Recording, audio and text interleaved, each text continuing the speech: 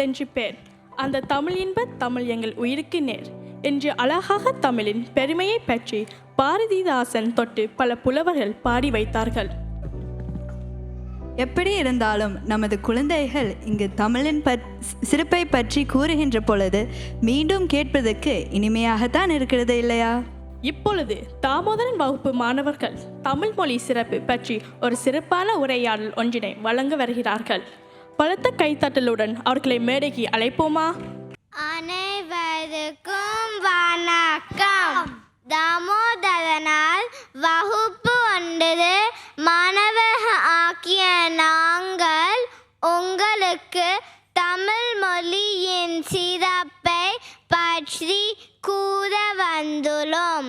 தமிழ் உலகிலுள்ள முதன்மையான மொழிகளில் ஒன்றும் செம்மொழியுமாகும். இந்தியா, இலங்கை, மலேசியா, சிங்கப்பூர் ஆகிய நாடுகளில் அதிகளவில் என்றும் தமிழ் மொழி பேசப்படுகின்றது. தமிழ் மொழி 3000 ஆண்டுகளுக்கு மேல் பழமை வாய்ந்த இலக்கிய மரபை கொண்டுள்ளது. உலகில் 89.7 மில்லியன் மக்கள் தமிழ் மொழியை தாய்மொழியாக கொண்டுள்ளனர். தமிழ் மொழி 28 அடிப்படை எழுத்துக்களையும் 30 முதல் எழுத்துக்களையும் கொண்டு உருவாக்கப்பட்டுள்ளது. சொற்களின் உச்சரிப்பு அவற்றின் அழுத்த வடிவத்துடன் நெருக்கமாக பொருந்தும் ஒலிப்பு தன்மைக்கு தமிழ் பெயர் பெற்றது. செவ்வியல், கவிதை, உரைநடை, தொன்மையான நூல்கள் என பரந்த இலக்கிய மரபு தமிழுக்கு உண்டு. இலக்கியம், சினிமா, அரசியல், நிர்வாகம், கணினி உள்ளிட்ட பல்வேறு துறைகளில் தமிழ் பயன்படுத்தப்படுகிறது. இசை, நடனம், கலை, கலாச்சாரம் மற்றும் தத்துவம் உள்ளிட்ட தமிழ் பாரம்பரியத்துக்கு தமிழ் மொழி முக்கிய பங்களிப்பை வழங்கியுள்ளது.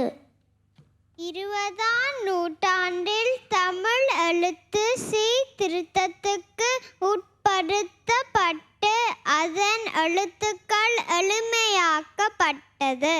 தமிழின் ஐம்பெரும் காப்பியங்களில் சிலப்பதிகாரம், மணிமேகலை, சீவகசிந்தாமணி, வளையாபதி, குண்டலகேசி ஆகியவை அடங்கும். மொழிகளுக்கெல்லாம் தாய்மொழியாக தமிழ் மொழி இருக்கின்றது. திருவள்ளுவர், கம்பர், பாரதியார், ஔவையார் போன்றவர்கள் தமிழ் மொழியை வளர்த்த புலவர்கள் ஆவர்.